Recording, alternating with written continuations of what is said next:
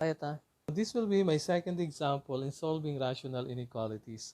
Example number 2, the rational inequality is 2 over x minus 3 less than 3 over 2x plus 1. So the first step is we're going to rewrite the given rational inequality in such a way that the right side is equivalent to 0. Okay. So by additive property, or just simply transpose the right side expressions to the left side of the equation. So 2 over x minus 3. So ilipat natin, that will become negative 3 over 2x plus 1 less than 0. Okay. Actually, that it should not be transposing. It should be adding, subtracting an expression to the right and left para ma-eliminate yung expression to the right. Okay? So, ang ginawa ko ay subtracted negative 3 over 2x plus 1 to both sides of our inequality. Now, we combine these expressions by getting the LCD. The LCD is the product of the two denominators, which is x minus 3 and 2x plus 1. And then we divide this by the first denominator, x minus 3. The result is 2x plus 1. So that is 2 times 2x plus 1. Minus this, divided by 2x plus 1 is x minus 3. So that will be 3 times x minus 3. Less than, this go should be less than 0. Okay, then we expand. On top, we have 4x plus 2 minus 3x plus 9 over x minus 3 2x plus 1 less than 0. Then we have x plus 11 on top, x minus 3, and then 2x plus 1 should be less than 0. So we have now new form of the given rational inequality. We have x plus 1 on top, and on the denominators we have the product of x minus 3 and 2x plus 1. So the next is we determine the critical values. Anong critical values niya? We equate all of these factors to 0 para makuha ang critical values. Okay?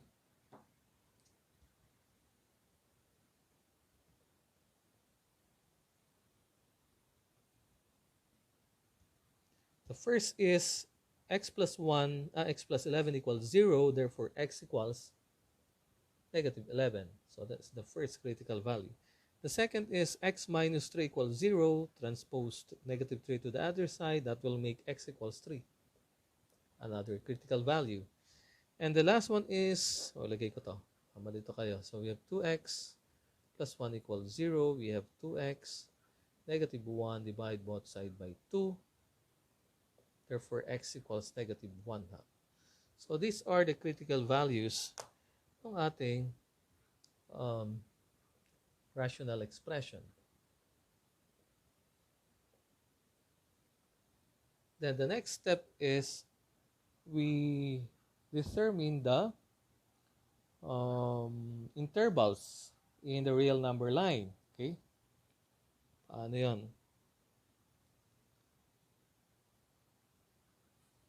So ito na yung ating intervals based from our critical values. Kasi itong critical values, ito yung nagdi-divides doon sa ating mga intervals sa real number line. So start doon tayo sa negative 11. Let's say this is negative 11. This is negative 1 half. And this is positive 3. So ito yung mga interval na niya. So let's say nandito yung 0. So ito yung mga interval. Ito yung first interval natin. Ano yun? That is negative infinity to negative 11. The next interval is this one. That is negative 11 to negative 1 half. This is the third interval. That is negative 1 half to 3. And the last interval is this one. That is from 3 to positive infinity. So we have 4 intervals na na-form based from these three critical values. Okay? Ibig sabihin pala, kapag tatlong critical values, plus 1 ang number of intervals from the critical values. Kapag dalawang critical values, there will be 3 intervals on the real number line. So the next step is we're going to make a table and we're going to test a point. Okay? So here is now the fifth step in solving rational inequality, and that is to make a table and test a point. Okay? So nakapagawa na ako ng table. The table consists of the first column in the intervals, the test value, sine of x plus 1, sine of x minus 3, sine of 2x plus 1, sine of this quotient, and the checking. And we have 4 intervals. First interval is negative infinity to negative 11, negative 11 to negative 1 half, negative 1 half to 3, and 3 to positive infinity. So, paano natin malalaman kung kasama yung interval na yon sa solution ng ating rational inequality? Simple lang. The quotient should be less than 0. Ibig sabihin, dapat negative yung sagot natin para maging true yung ating inequality. Okay? So, we are now going to assign value to each of these intervals para matest natin kung magiging true yung ating inequality by assigning this value to x. Okay? So, here, let's say the value of x na i-assign natin is negative 12. Kasi kasama siya dun sa interval na yon. And from here, let's say negative 1. Okay? And from here, sabihin natin ay 2. Dito naman, sabihin natin ay 4. So, yan yung mga test values natin para matest yung ating pong inequality. Now, we're going to determine the sign of this. Okay? Sign of x plus 1, sign of x minus 3, based from our test value. If x is negative 12, the sign of x plus 1 is negative. The sign of x minus 3 is also negative. The sign of 2x plus 1 is also negative, right? Because 2 times negative 12 is negative 24 plus 1, negative 23. Therefore, the sign of this quotient will be negative. By the way, denominators muna. The product of these two is positive. Negative divided by positive is negative. So, therefore, we have a negative sign of this rational expression.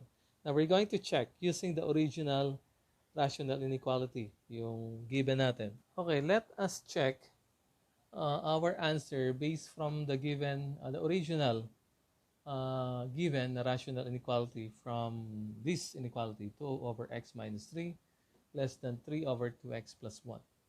So, if x is negative 12, let's find out kung anong kakalabasan ng ating pong inequality. That is 2 over negative 12 minus 3 should be less than 3 over 2 times negative 12 is negative 24 plus 1. Diniretso ko na. So we have 2 over negative 15. Is this less than 3 over negative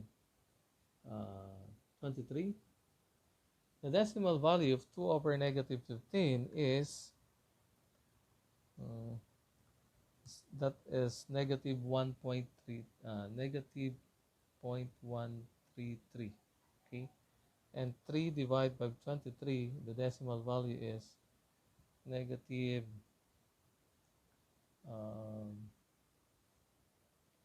0.13, which is less than, the left side is less than the right side because this is 0.133 and this is 0.130. So therefore, true. Okay? Okay, true.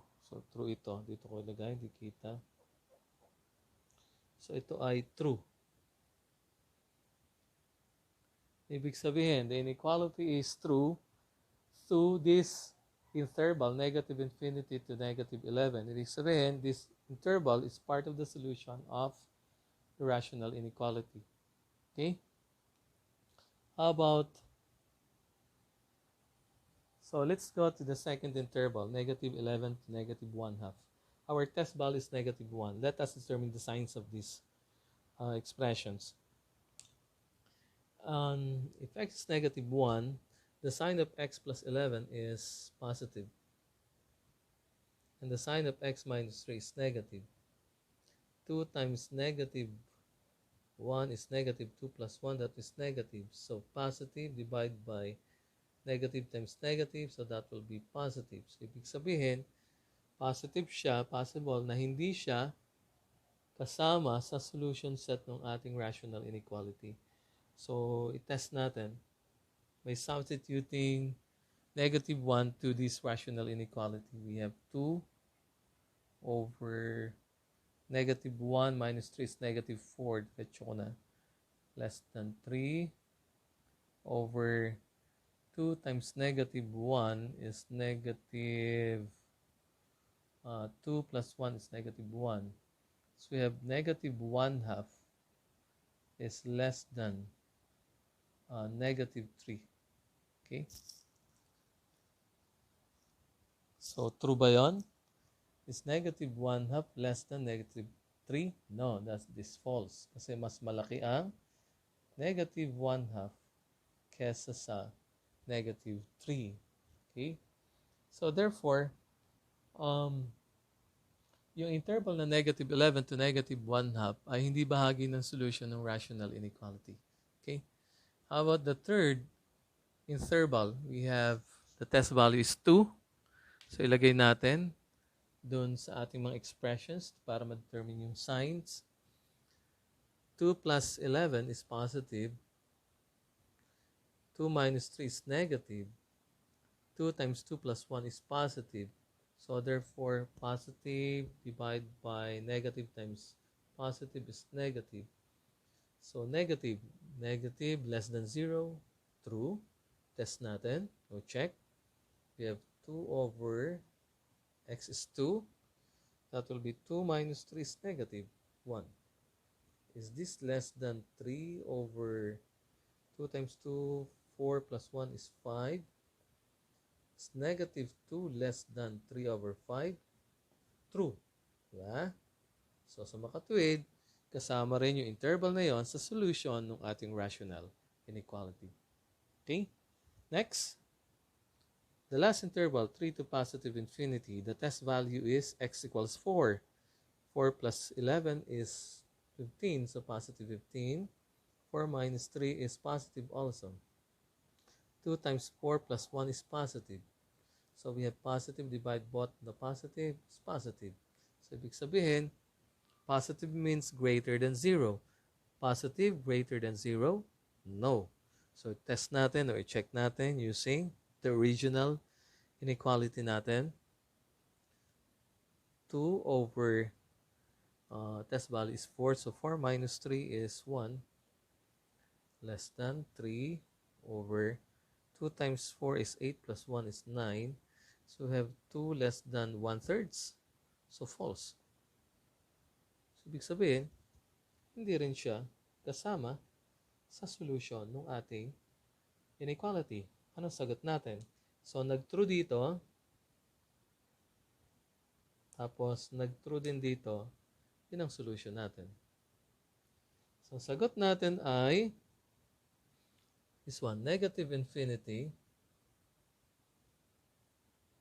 So negative 11 union to negative 1 half, comma, 3.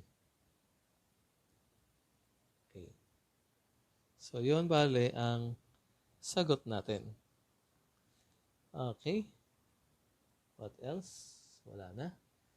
So, that will be our final answer. So, to fully understand the solution to our rational inequality in example number 2, so I have here a real number line. Okay? So, ibig sabihin na negative infinity to negative 11 union to negative 1 half 3 is that ang solution lamang ng ating rational inequalities ay itong mga set of numbers na to. Sa real number line, mapapansin nyo, ito lang siya, from negative infinity to negative 11 at negative 1 half to 3. The rest of the numbers on the real number line are not part dun sa solution ng ating rational inequality. 3 to the right and between negative 11 to negative 1 half, hindi kasama sa solution ng ating solution set ng ating rational inequality. Negative 11, negative 1 half, and even 3, hindi kasama sa solution. Kasi ang nakalagay doon sa ating rational inequality, less than. So, ibig sabihin, hindi pwedeng less than or equal. Kasi kung may equal sign dito, magiging part negative 11 ng ating rational inequality. But, less than lang siya, so hindi kasama yung mga endpoints na to. Okay? So, that will be my last example in the topic about solving rational inequalities. I hope you learn how to solve rational inequalities, including the 6 steps in finding the solution to rational inequality. So thank you and goodbye.